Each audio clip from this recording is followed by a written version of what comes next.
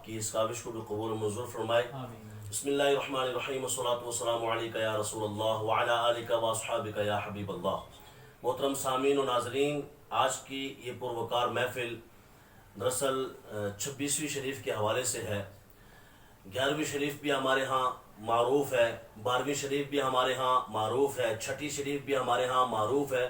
پتہ چلا جس تاریخ کو کسی بھی شریف آدمی کے ساتھ جو قرآن و سنت کے مطابق شریف ہے اس کے ساتھ نسبت ہو جائے تو وہ تاریخ بھی شریف ہو جایا کرتی ہے. تو یہ 26ویں شریف الحمدللہ کام کیا ہے امیر اہل سنت حضرت علامہ مولانا ابو بلال مولانا الیاس الطاہر قادری متعن اللہ تعالی بطول حیاتی نے. اللہ تبارک و تعالی آپ کی حیات کو دراز فرمائے اور آپ کو عمر بالخیر نصیب فرمائے اور صحت و سلامتی والی زندگی نصیب فرمائے، ایمان و عافیت والی زندگی نصیب فرمائے. آپ کا سایہ ہمارے سروں پر تا دیر قائم و دائم فرمائے. آپ اہل سنت کا سرمایہ ہیں، آپ اہل سنت کا مان ہیں، آپ اہل سنت کا ناز ہیں، آپ اہل سنت کا فخر ہیں. بالکل ہم بجائے یہ کہتے ہیں کہ یہ ہمارے سروں کے تاج ہیں اور یقیناً آپ اہل سنت کے امیر ہیں. امارت جچتی ہے جس جگہ پہ اسے الیاس قادری کہتے ہیں.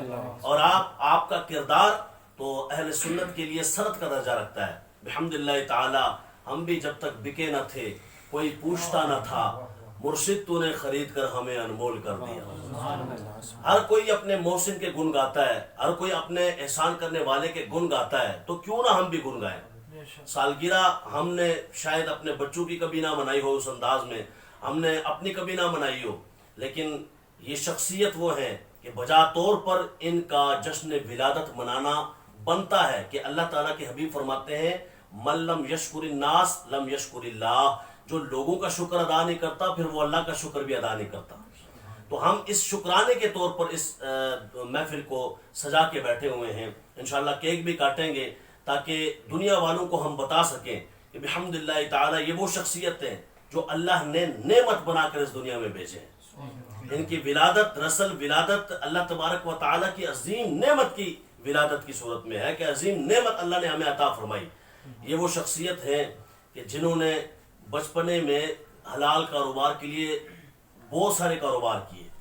آپ نے بہت سارے کاروبار میں سے ایک عطر کا کام کیا، آپ نے عطر بیچے. آپ سوچیں ایک بندہ عطر بیچ رہا ہو اور وہ عطر کی شیشیاں دکانوں پہ لے کے جاتا ہو تو ایک تصور ابھرتا ہے کہ یہ کوئی بہت بڑا تاجر بھی نہیں بن سکتا، کوئی بہت بڑا آدمی بھی نہیں بن سکتا، کوئی بہت بڑا ڈاکٹر بھی نہیں بن سکتا، بس اس کا یہی کاروبار ہے. انہیں کیا معلوم یہ چھوٹی چھوٹی شیشیوں میں عطر بیچنے والا کل قرآن و سنت کا نور ساری کائنات میں بانٹتا پھرے گا، کل قرآن و سنت کی خوشبو ساری کائنات میں پھیلا دے گا.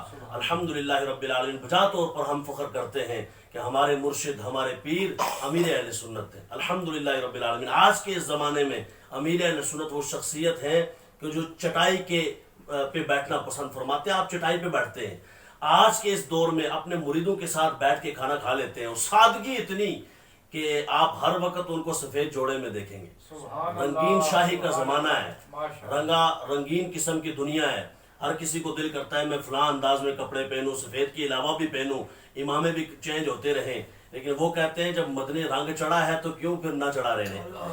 صبغۃ اللہ ومن احسن من اللہ صبغہ ونحن له عابدون. وہ اس آیت کی مصداق ہے کہ جو رب نے رنگ چڑھایا ہے اسے ہی چڑھے رہنے دینا ہے چاہے دنیا کیسی ہی کیوں نہ ہو. 15ویں صدی میں 1442 ہجری ہے اور اس صدی میں چینل کا آغاز کرتے ہیں اور دیکھتے ہی دیکھتے چینل آسمانوں سے بھی اوپر باتیں کرنے لگ جاتا ہے. ایک عورت بھی نہیں، ایک اداکار یا اداکارہ بھی نہیں. آج چینل چلانے کے لیے مختلف اداکاروں کا سہارا لینا پڑتا ہے، اداکاراؤں کا سہارا لینا پڑتا ہے. خوبصورت عورتوں کا انتخاب کیا جاتا ہے اور پھر ایسے لوگوں کا انتخاب جن کو دنیا دیکھنا چاہتی ہے، لوگ دیکھنا چاہتے ہیں. اللہ اکبر. وہاں امیر اہل سنت نے ایسا چینل دے دیا، کہا جو رب دیکھنا چاہتا ہے نا اپنے بندوں میں وہ دکھائیں گے، جو محبوب دیکھنا چاہتے ہیں وہ دکھائیں گے، جو قرآن و سنت دکھانا چاہتے ہیں وہ دکھائیں گے. دنیا دیکھے ان کی مرضی، نہ دیکھے ان کی مرضی. ہم نے وہ دکھانا ہے جو مدینے والے دکھانا چاہتے ہیں. تو الحمدللہ آج اس کی ریٹنگ کا بھی آپ اندازہ نہیں لگا سکتے کہ کوئی ایڈ نہیں، کوئی اشتہار نہیں، اور کہاں پہنچا ہوا ہے۔ انشاءاللہ مدنی چینل دن بدن ترقی کرتا جا رہا ہے اور کرتا چلا جائے گا انشاءاللہ تعالی۔ اس کے اخراجات بہت سارے لوگ ہیں جو سوچتے ہیں کاش ہمارا بھی کوئی چینل ہو۔ آپ اندازہ لگائیں نا، سوشل میڈیا سے اندازہ لگا لیں، ہر کسی نے گھر میں جس کے پاس موبائل ہے اپنا چینل بنایا ہوا ہے۔ کیوں؟ وہ سمجھتا ہے کہ بھائی اگر چینل، کوئی ہر بندہ سمجھتا ہے کہ چینل پہ بڑا سسٹم ہوگا، لہذا جناب چینل بنا کے آپ کام کریں، لیکن مدنی چینل جیسا چینل نہیں بنا سکے، نہیں بنا سکے، کیا پتا شاید کوئی بنا بھی نہ سکے، اس لیے کہ چینل چلانے کے لیے خلوص چاہیے، اور وہ خلوص کیا ہوتا ہے؟ یعنی اللہ بھی راضی ہو، اس کا حبیب بھی راضی ہو، اور اللہ اور اس کے حبیب راضی ہو تب بھی کوئی چینل چل سکتا ہے، ورنہ چھوٹے موٹے چینل کہاں چل سکتے ہیں۔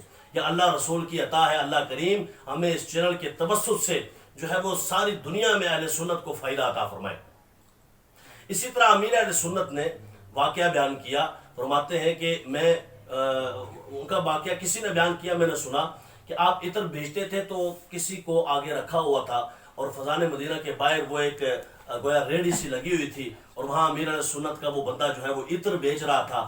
تو وہ عطر بیچتے بیچتے نا، کسی نے اندر سے، کسی شورا کے ممبر نے یا کسی بڑے ذمہ دار نے آواز لگائی کہ جناب باہر سے امیر علیہ سنت کا یہ سٹال لگا ہوا ہے، وہاں سے عطر لیتے جانا، خوشبو لیتے جانا۔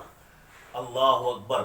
امیر اہل سنت نے اس دن کی جتنی بھی کمائی تھی وہ ساری تقسیم کر دی، فرمایا میں عقیدت نہیں بیچتا۔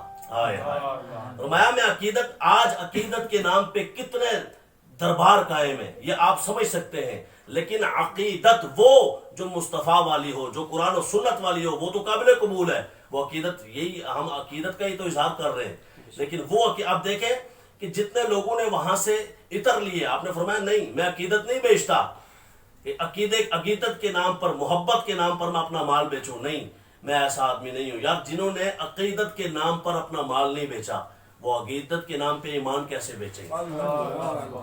لوگ کہتے ہیں عقیدت کے نام پہ بس جو بکتا ہے بکتا رہے، ایمان خراب ہوتا ہے ہوتا رہے، اعمال خراب ہوتے ہیں ہوتے رہے۔ امیر اہل سنت کہتے ہیں جب بھی اہل سنت کی کشتی ڈھولے گی، جب بھی اس میں بور میں پھنسنے کی کوشش کرے گی، اور جب بھی کوئی آ کر اس کو ہلانے کی اور اس کو ہچکولے دینے کی کوشش کرے گا، اس وقت شیخ الیاس ستار قادری متعن اللہ تعالی بطول حیاتی وہ میدان میں اتریں گے اور آ کر بتائیں گے کہ احمد رضا کی فکر کسے کہتے ہیں، وہ بتائیں گے مجدد الف ثانی کس طرح دین کا کام کرتے ہیں، وہ بتائیں گے داتا علی حجویری کی فکر کیا ہے، وہ